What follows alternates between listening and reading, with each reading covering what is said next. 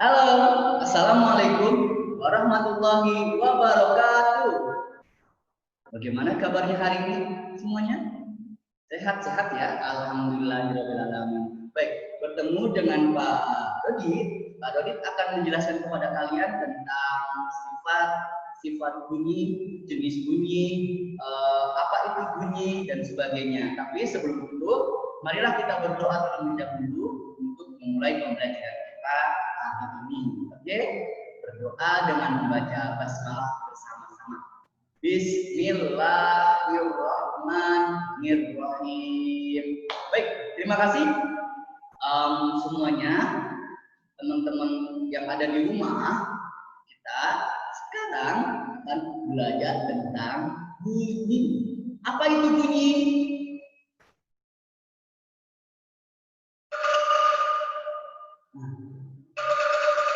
Kalian mendengar suaranya?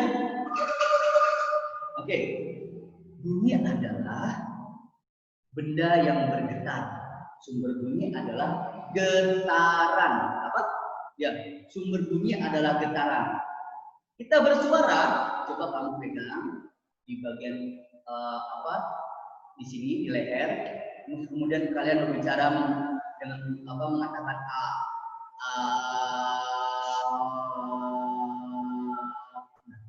Kalian merasakan getaran tidak? Ya, pita suara itu akan bergetar ya pada saat kita berbicara. Semakin keras getarannya, maka suara yang dihasilkan akan semakin tinggi. Baik, di sini Pak Dodit akan menyampaikan kepada kalian tentang apa itu bunyi. Bunyi sering kita dengar. Alat untuk menangkap bunyi pada manusia adalah telinga. Ya, telinga. Di dalam telinga ternyata Pak, terdapat gendang telinga. Kenapa disebut gendang? Karena di dalamnya juga terdapat membran. Gendang itulah yang bergetar ketika kita menerima bunyi. Bunyi datang, terus kemudian ditangkap oleh daun telinga, dimasukkan ke dalam lubang telinga, gendang telinganya bergetar. Kemudian getaran tersebut dibuat sinyal ya oleh sistem syaraf langsung ke otak. Pada saat kita memejamkan mata, ada orang yang berbicara, kita akan tahu orang tersebut ada di sebelah kiri atau di sebelah kanan. Ya, baik. Langsung saja Pak Dodit akan menyampaikan kalian materinya dalam bentuk PowerPoint. Baik. Nah, ya, Pak Dodit akan menyampaikan dalam bentuk PowerPoint. Nah, ya, Pak Dodit akan share screen. Ya, klik situ. Terus kemudian ada share screen. Share ya itu. Ya, terus kemudian bentar.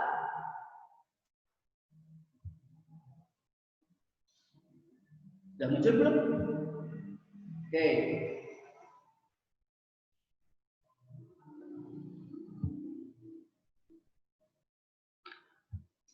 Ya. Ya, ini adalah slide pertamanya, KD 3.6. Menerapkan sifat-sifat bunyi dan keterkaitannya dengan indera pendengaran. Pada saat burung terbang dan kemudian dia bersuara, mata kita langsung tertuju kepada sumber suara. Betul? Ya, mata kita langsung tertuju kepada sumber suara. Burung, gimana ya? Gimana ya? Oh itu burung apa itu? Semuanya bersumber dari suara tertentu. Suara yang kita dengar, terus kemudian sinyalnya diolah oleh otak, kemudian kita bisa mengetahui otak dari suatu benda tersebut. Lanjut. Baik. Menentukan. Nah, selanjutnya dari KD 3.6 kita akan turunkan menjadi 3.1 di buku kalian ya, di halaman 18 itu sudah bisa kalian baca sendiri di rumah sebenarnya, tapi Pak Dodit akan menyampaikan kepada kalian ya, apa itu bunyi. Apa itu bunyi?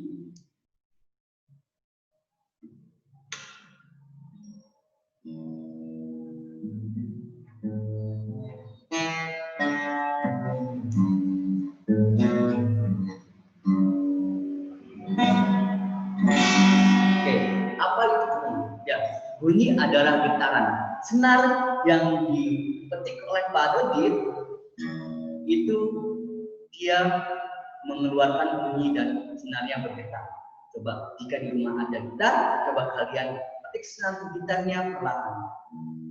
Maka senar gitar tersebut dawainya akan bergetar. Nah, getaran itulah yang menjadi bunyi. Ulangi, bunyi adalah apa? Ya, bunyi adalah getaran. Next. Nah, bagaimana sih bunyi bisa sampai ke telinga kita? Ternyata jika kita bisa melihat secara visual gelombang-gelombang bunyi, nah bunyi tersebut merupakan terdapat gelombang-gelombang ya bergelombang sehingga bunyi itu dapat ditangkap oleh telinga kita. Semakin jauh gelombangnya akan semakin jauh gelombangnya akan semakin lebar. Sehingga orang yang jauh dia tidak akan mendengar jelas. Karena apa? Suara kita lebar atau suara kita gelombangnya itu lebar. Nah, jika kalian ingin mengetahui apa itu gelombang, bagaimana gelombangnya, kalian siapkan ember di rumah, ya ember yang besar, terus kemudian biarkan airnya tenang, terus kemudian kalian masukkan batu kecil ke tengah-tengah. Maka air yang dalam ember tersebut akan mempunyai gelombang. Gelombangnya bagaimana? Coba kalian cek sendiri ya. Pak Dodi ulangi, air ke dalam ember, biarkan airnya tenang, kemudian kalian masukkan batu atau kerikil kecil ke dalamnya. Kemudian airnya itu bergelombang. Nah, gelombang itu semakin dia semakin meluas, semakin lebar, maka gelombangnya akan semakin rendah dan hilang. Begitu juga dengan bunyi. Oke, next. Nah, ini ada beberapa gambar yang Pak Dodi siapkan. Nah, semua gambar yang ada yang Pak Dodi tampilkan itu merupakan sumbernya ketika dibunyikan adalah getaran. Ya, bagaimana jimbe, tifa, gendang, dan angklung itu merupakan getaran. Sumber bunyinya apa? Getaran. Oke, cara memainkannya yang di sebelah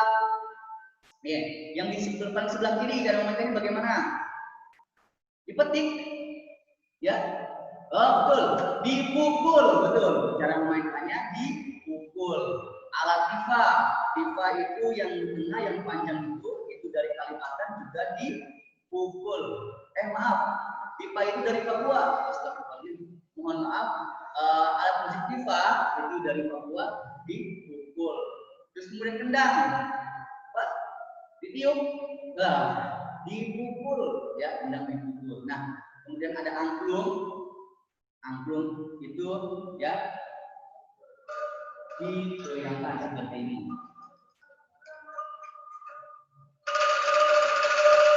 Oke. Bagian-bagian angklungnya itu bergetar. Pada diulangi, sumber dari bunyi adalah ya getaran. Sumber bunyi adalah getaran. Oke, next. Nah, ini media rambat bunyi. Bunyi akan merambat melalui 3 media, yaitu gas, padat, dan cair. Contohnya gas apa? Contohnya gas adalah kita berbicara di dalam ruangan.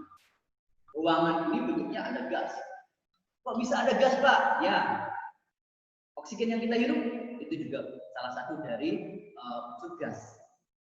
Baik, selanjutnya bunyi akan merambat melalui medium rambatnya adalah gas, ya. Gelombangnya akan merambat di media rambat bunyi tersebut. Selanjutnya, media rambat bunyi yang kedua adalah media rambat dalam air atau cair. Hewan-hewan yang berada di air, mereka juga mengeluarkan bunyi dan media rambatnya adalah air. Media rambat yang selanjutnya adalah air. Yang ketiga, media rambat bunyi adalah di benda padat. benda padat. Nah, ini yang paling kuat, media rambatnya itu di benda padat kerapatannya. Kenapa? Semakin rapat suatu media, maka cepat rambat bunyinya semakin kuat. Jadi media rambat bunyi ada berapa? 1, gas. Kedua, air. Baik. Ketiga, padat. Betul. Media rambat bunyi ada dalam gas, cair, dan padat. Maksudnya media rambat apa sih, Pak? Maksudnya media rambat adalah ketika suatu benda mengeluarkan bunyi, baik di luar atau di dalam, ya, di luar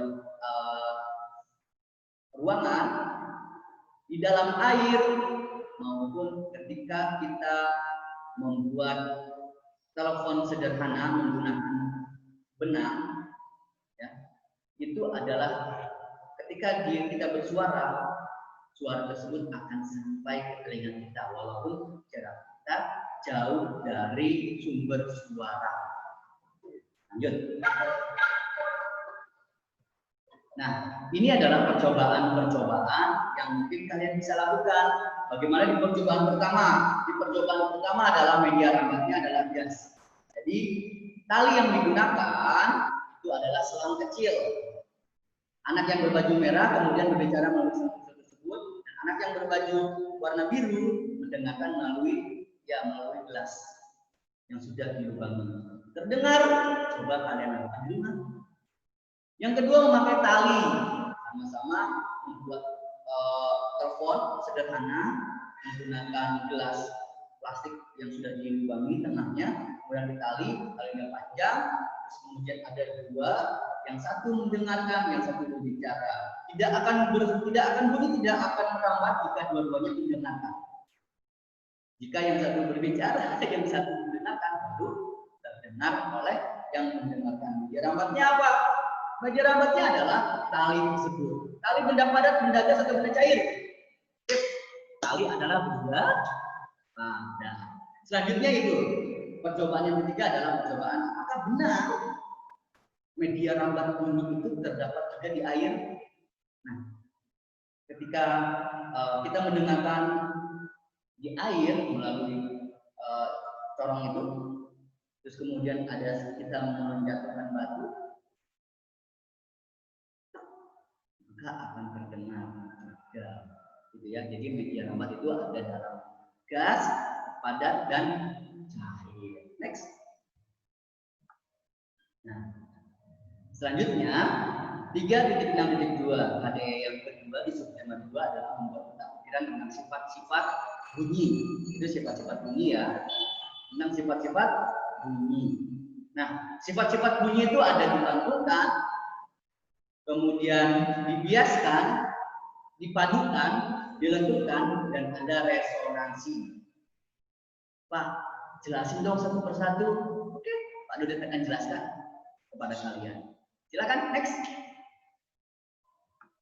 Nah, bunyi dapat dipantulkan. Pemantulan dapat menimbulkan. Jadi, bunyi yang sifatnya bergelombang, ya, bunyi yang bergelombang tersebut, ketika dia bertemu dengan benda padat, maka bunyi tersebut akan dipantulkan kembali. Maka terjadi gaung dan terjadi gema. Ya, misalkan Pak Dudit berteriak, "Hai, hai, hai.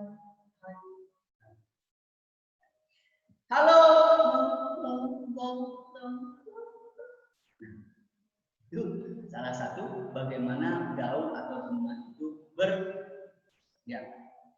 bagaimana gaung dan gema itu ada karena suara atau bunyi itu dipantulkan. Next.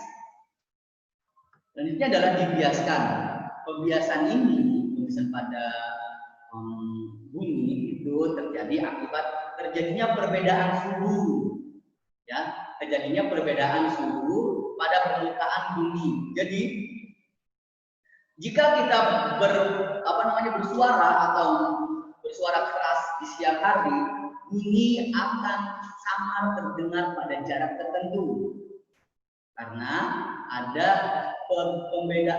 perbedaan suhu. Terus kemudian jika pada malam hari, bunyi akan jelas terlihat. Jadi maksudnya di fraksi ini, ketika siang hari, daerah yang paling atas ada bumi ini, kita benar di bumi, kemudian beberapa ratus meter di atas kita itu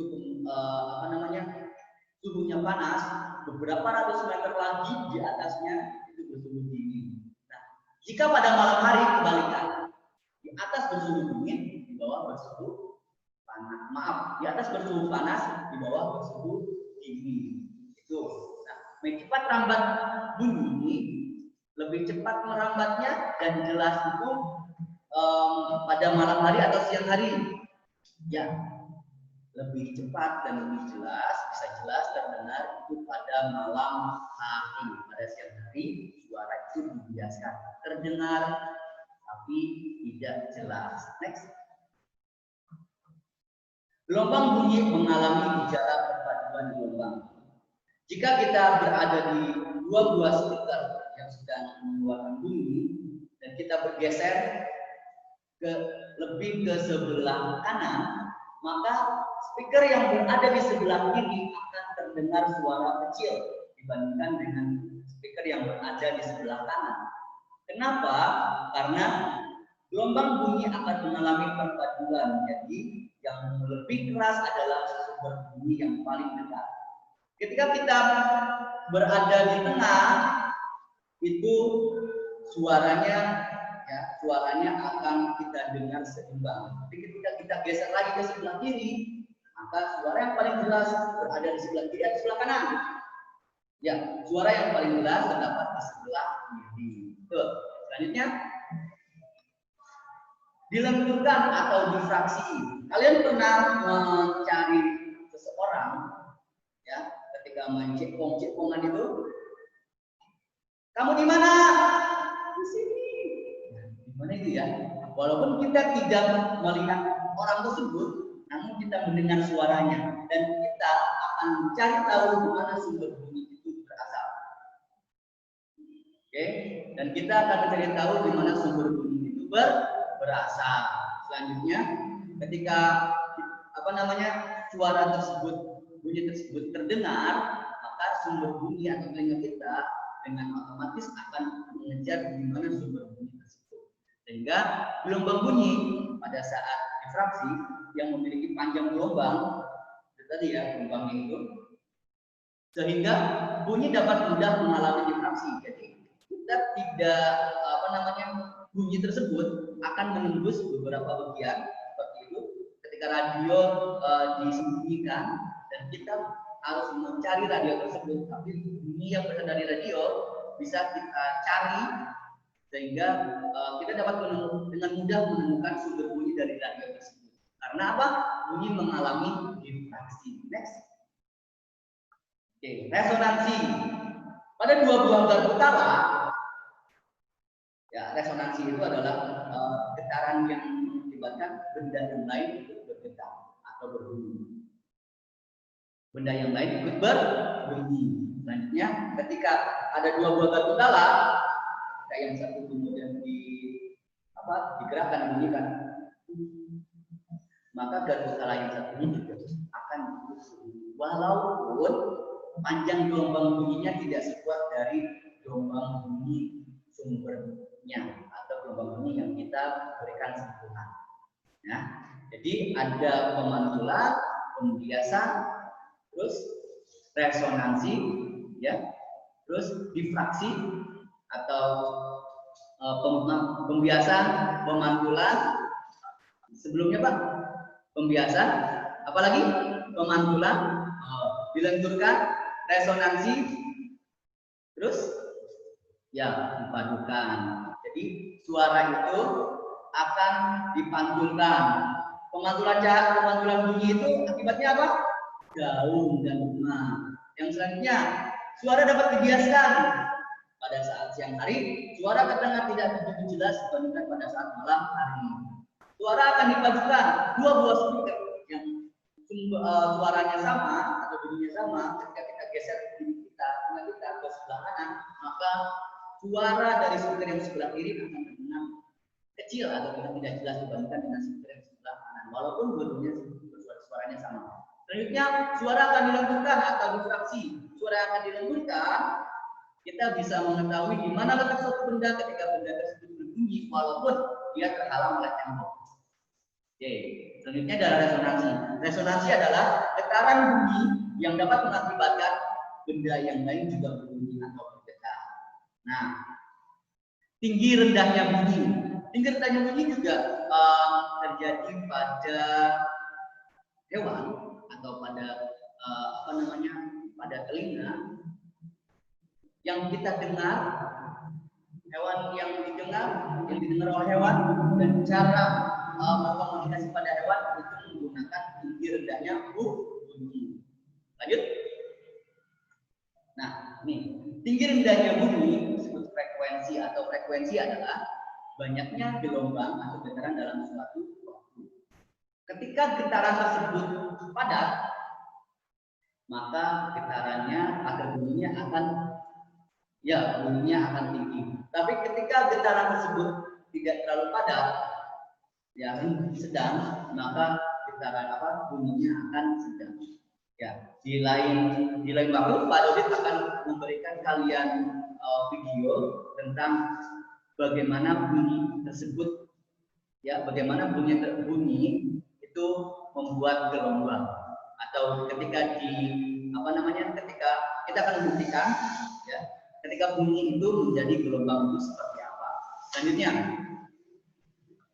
ya, sebelumnya tadi frekuensi apa? Banyaknya gelombang dalam suatu waktu, dan satuannya adalah hertz. Apa itu satuan?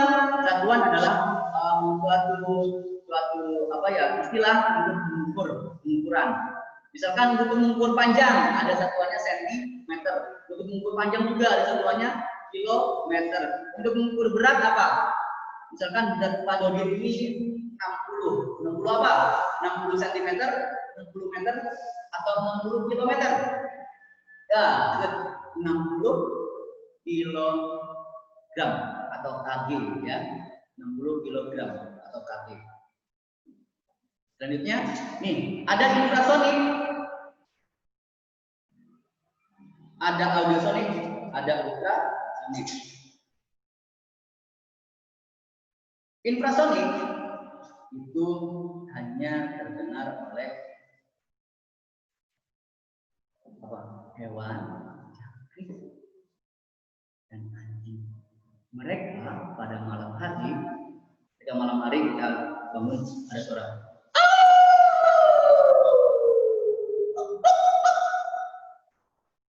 Mereka mendengar suara di bawah 20 Hz. Tahu kalian?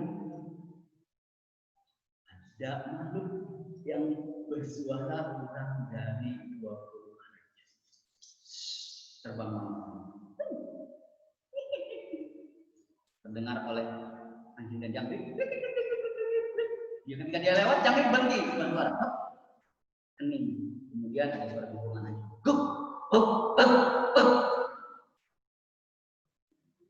Hewan-hewan seperti anjing, kenapa sering dijadikan sebagai penunggu rumah, atau sering dijadikan sebagai pengaman rumah? Karena anjing dapat mendengar suara kurang dari 20 Hz. Dia dapat mendengar langkah kaki, walaupun langkah kakinya dipelankan. Audiosonik adalah rentang suara antara 20 sampai 25 Hz.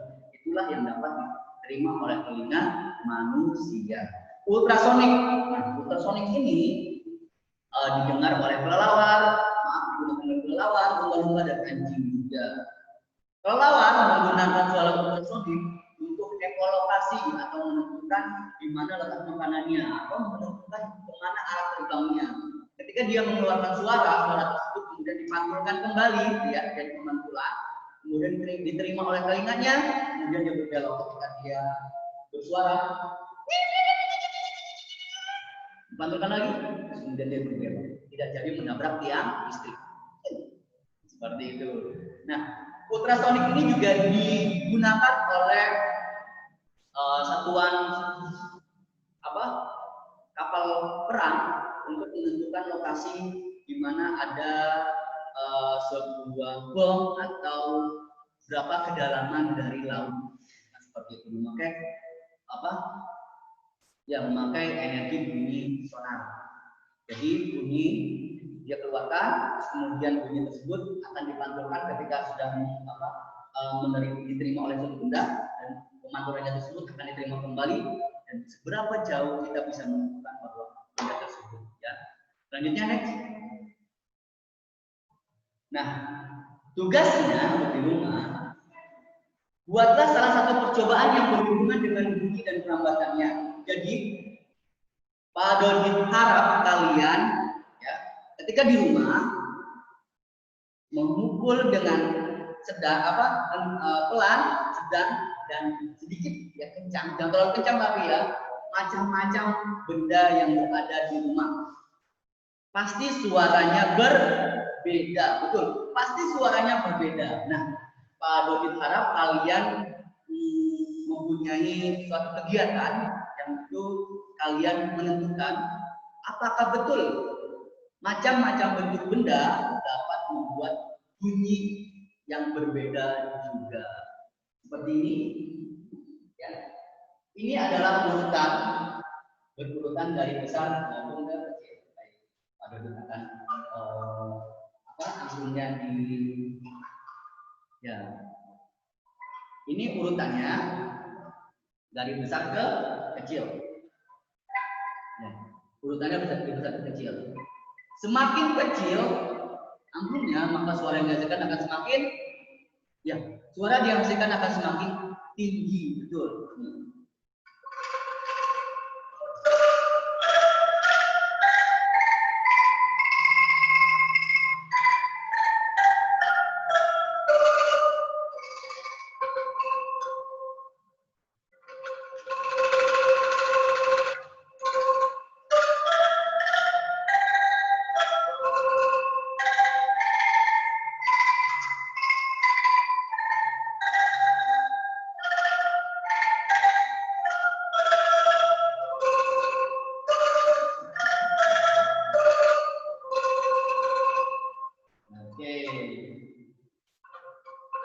Berbeda ukuran benda, bunyi yang dihasilkannya juga berbeda. Baik, Pak Dodit harap pertemuan kita kali ini ya membuat kalian mengerti apa itu sumber bunyi, bagaimana sifat-sifat bunyi, ya, dan apa itu bunyi audiosonik, ultrasonik, dan infrasonik. Jadi apa itu bunyi? Ya, bunyi itu seperti apa itu sifat bunyi, media rambat bunyi, ya, yang tadi sudah dapat bunyi ada di gas, cair, dan padat. Kemudian apa itu sifat dari bunyi yang dapat didengar oleh hewan, manusia, dan kelelawar. Maaf, dapat didengar oleh jangkrik, manusia, dan kelelawar. Infrasonik, audiosonik, dan kenapa? Ultrasonik. Oke. Terima kasih untuk pertemuan kali ini, ya, Pak Stops. Ya, oke. Pak Dodit harap. Ya. Pertemuan kali ini memberikan pesan untuk kalian bahwasanya suara itu bersumber dari getaran. Getaran akan membuat bunyi, ya. Jadi bunyi tersebut sumbernya adalah getaran. Jangan lupa tugasnya, kalian harus membuat suatu percobaan di mana kalian memukul macam-macam bentuk benda dan kalian membuktikan sendiri apakah dari macam-macam bentuk benda tersebut bunyi yang dihasilkannya berbeda. Ya, nanti kalian lakukan ini di rumah. Nanti Pak Dodit akan berbicara kepada Pak Haji untuk tugasnya nanti dikumpul kapan dan bagaimana pengumpulan bentuk tugasnya. Tapi yang jelas untuk yang sekarang kalian kerjakan dulu di rumah, benda-benda, macam-macam bentuk benda, apakah bunyinya yang keluar dari benda tersebut berbeda atau sama. Terima kasih. Sekian dari Pak Dodit. Ya, kita membaca hamdalah bersama-sama. Alhamdulillah rabbil alamin. Wabillahi taufiq wal hidayah. Wassalamualaikum warahmatullahi wabarakatuh.